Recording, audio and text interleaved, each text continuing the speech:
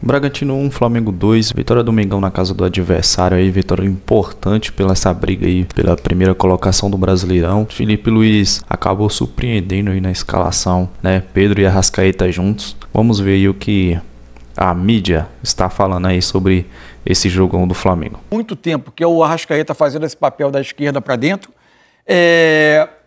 Quem ficou mais fora do jogo durante boa parte do tempo foi o Pedro, embora contra um time... E tem um outro aspecto que eu acho que é um Bragantino que pressiona demais por característica, e acho que o Felipe Luiz ponderou isso também, de ter mais um jogador com capacidade de, quando o Flamengo não conseguisse sair, receber essa primeira bola pelo alto. Isso aconteceu algumas vezes, alguns duelos, e ele teve participação nessa parte do jogo. Acho que isso também pesou para a escalação dele. Não foi um jogo vistoso, um grande jogo do Pedro. Acho que outras opções de ataque renderam melhor do que ele. Agora, acho que o segundo tempo, coletivamente, o segundo tempo do Flamengo é muito, muito bom. E aí é preciso dizer, porque até eu tinha essa dúvida, o Flamengo hoje foi... Se você pensar qual o jogo que exige mais intensidade no Campeonato Brasileiro, esse é um deles. Um deles é o jogo contra o Bragantino em Bragança. O Flamengo, com Arrascaeta e Pedro, foi dominante no segundo tempo a partir da qualidade da sua pressão. E outras perguntas que sempre se fez desde 2019. Passados tantos anos, o Arrascaeta sustenta ser jogador de lado de campo? Ele vai sustentar quanto melhor for a pressão do time, porque vai evitar que ele dê menos piques para trás. E no final do jogo, ele ainda tinha gás para terminar o jogo combatendo na lateral do campo, perto do campo de defesa. Por quê? Porque ele passou boa parte do jogo, segundo tempo em especial, correndo praticamente até a intermediária ofensiva do Flamengo, e não precisando voltar muito além disso. Então, o futebol não tem respostas exatas, né? Sim. Isso não é possível fazer, esse time não consegue jogar junto. Consegue em determinadas circunstâncias, se o jogo atender a determinado tipo de exigência. Quanto mais organizada é a sua pressão, você às vezes consegue fazer mesmo com jogadores que não são, às vezes, tão afeitos a esse tipo de jogo. E hoje o Flamengo pressionou bem a ponto de sustentar o jogo com essa formação. Deixa eu colocar aqui no papo, então, aproveitar para chamar Eric Faria e Ramon. Os dois participaram da transmissão do Premier nessa vitória do Flamengo, 2-1, vitória super importante lá em Bragança Paulista.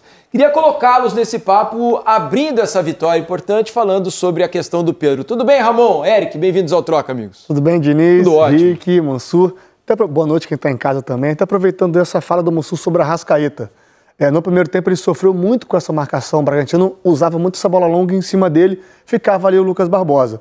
No segundo tempo, o Flamengo no primeiro tempo não tinha o lado esquerdo da profundidade, porque jogou Varela, que é um lateral direito, e ele caía eventualmente o Arrascaeta que vinha por dentro, às vezes Bruno Henrique, sem tanto espaço para articular as jogadas. No segundo tempo, através de um posicionamento no qual o Varela ele sobe um pouco mais o seu jeito de jogar e atrai um pouco mais a marcação do Hurtado. O que acontece? Liberava as costas do Hurtado. E aí começou a cair o Bruno Henrique ali, o Flamengo começou a usar essa bola longa em cima do Bruno Henrique e facilitou um pouco as jogadas do Flamengo por aquele lado. Depois entrou o Vinha, equilibrou, distribuiu mais as jogadas, o Flamengo fluiu. Mas foi um jogo, né, Eric, mais truncado no primeiro tempo, mais feio mesmo, a palavra foi essa, né? Muito jogo de xadrez, muita pressão encaixada, tanto de Flamengo quanto do Bragantino. Mas aí veio o segundo tempo, o gol, né? Belíssimo gol, por sinal, do Bragantino, uma jogada ensaiada. Destravou o jogo. Bom, tudo bem, Eric? Boa noite, amigo. Boa noite, amigos. Cara, assim, eu acho que o Pedro fez o melhor jogo dele dos últimos tempos. Eu já discordo um pouco do Mansur. Em relação aos jogos que ele vinha fazendo, por exemplo, eu achei que ele foi muito bem, assim, principalmente no segundo tempo. Achei que ele conseguiu arrastar a defesa do Bragantino para a altura do meio-campo e dar as costas para o Bruno Henrique correr. Acho que quando a bola veio no pé dele, ele conseguiu participar, dar continuidade nas jogadas. Achei que, por exemplo, se a gente for levar em conta os jogos que o Pedro fez como titular no Mundial contra o Esperance e contra o LA, achei que o Pedro hoje jogou melhor. Achei que ele conseguiu participar mais do jogo. No primeiro tempo, por exemplo, 2, 3 vezes ele conseguiu fazer aquilo que o Felipe pede, que é pressionar a saída de bola do adversário, obrigou o Cleiton a dar chutão para a lateral. Achei assim, me surpreendeu, como a todos vocês, assim, a escalação do Pedro como titular, não imaginava, mas achei que a resposta que ele deu em campo foi muito boa, tanto que o Felipe só o tirou com 40 minutos do segundo tempo. Exatamente. Minutos. Ele jogou, ele saiu com 42.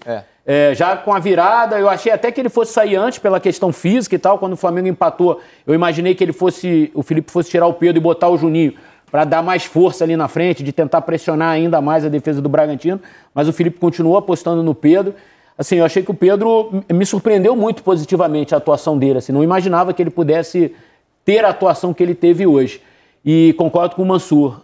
Aí agora eu já concordo com o Mansur.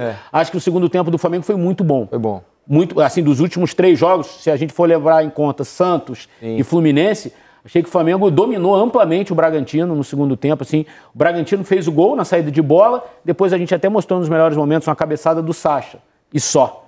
Depois o Flamengo empurrou o Bragantino para trás.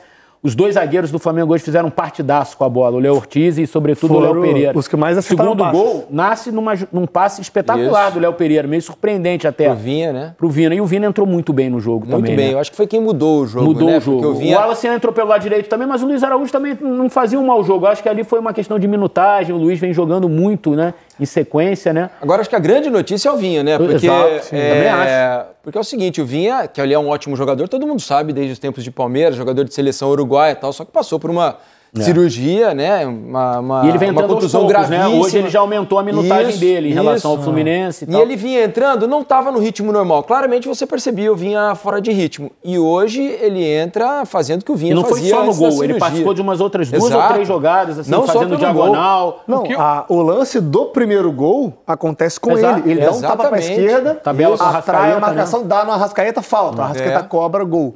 Entrou Ele participou muito bem, diretamente dos 2 gols. Então acho que no momento em que o Flamengo está sem 2 laterais, né?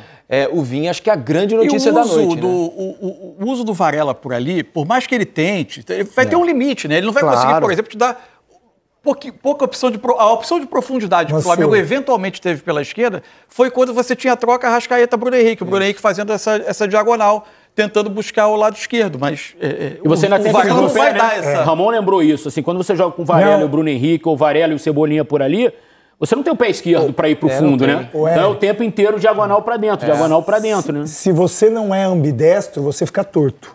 Eu já joguei do lado direito, como lateral direito, algumas vezes, é muito quase que insuportável, porque toda hora é uma mecânica sua. Toda hora que você vai dominar a bola, você vai dominar para dentro. Você nunca vai dominar para fora, porque não é a sua perna de domínio. E eu senti essa dificuldade pro Varela hoje. Tanto é que o Ramon falou, quando ele entendeu que a profundidade era importante, ele fez algumas coisas, o Flamengo melhorou, aí depois o Vinha... Ele é um jogador muito voluntarioso, o Varela, assim, né? E acho que a questão tem 3 do laterais Varela... esquerdos no elenco, nenhum tá podendo jogar, é ele. Não, e a questão do Varela, assim, defensivamente, ele cumpre o papel. Exato. Né? Ele tá ali para cumprir um papel defensivo, e ali... Ele é uma opção melhor do que o Léo Pereira, que jogou contra o Fluminense, por exemplo, na minha opinião. Como lateral esquerdo. O Léo Pereira jogou improvisado como lateral esquerdo contra o Fluminense. Acho que o Varela funciona mais do que o Léo Pereira por ali, ainda que o Léo seja canhoto. Né? Uma menção também só pra gente, ô Diniz, desculpa atrapalhar. Não, que isso. A partir do que fez do Everton Araújo, né? A gente conversava no off também. Um jogador que vem evoluindo bastante, ele tá conseguindo. Ele é muito forte na marcação, sempre foi, né? Do combate, de dar esse bote, tá dando bote e tá conseguindo. Não é se livrar da bola, ele entrega com mais qualidade. Ele já rouba, olha primeiro, entrega. E no segundo tempo, né, Ramon, desculpa, o Jorginho baixou para fazer a saída com os 2 zagueiros e o Everton fazia esse combate. Então a bola estava chegando um pouco mascada ali atrás, assim. Então o Jorginho não precisava dar esse combate. O Jorginho já pegava ela limpa para criar, porque o Everton fazia esse trabalho de mascar na marcação. E o Ramon sabe disso, o Diniz? Isso deve ter sido muito importante para esse crescimento do Everton. Porque o Jorginho deve estar conversando com ele. Com certeza. Tranquilo, tá tudo certo, vai na sua, vai na calma, eu tô aqui do seu lado, se precisar nós estamos juntos, se precisar eu troco com você de posicionamento, você vem um pouquinho, baixa um pouquinho. Isso para jogador que é mais jovem, que tem um ímpeto, ter um cara desse lado para conversar, pô, não tenha dúvida que deve ser maravilhoso pro Everton. Deixa eu agradecer.